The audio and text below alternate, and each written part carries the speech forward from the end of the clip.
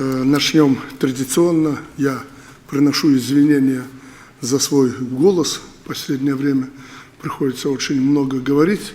Но самое удивительное, вы сегодня встречаетесь с человеком, который на ногах умудрился перенести коронавирус. Такое вчера заключение врачи сделали. Бессимптомно.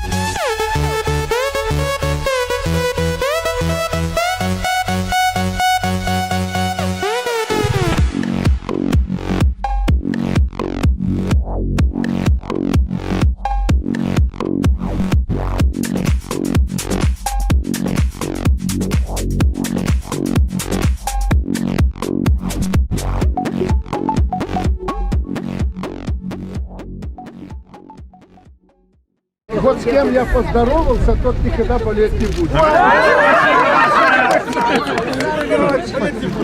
Спасибо, ребята. Спасибо. Вот видите, как боятся заболеть, а?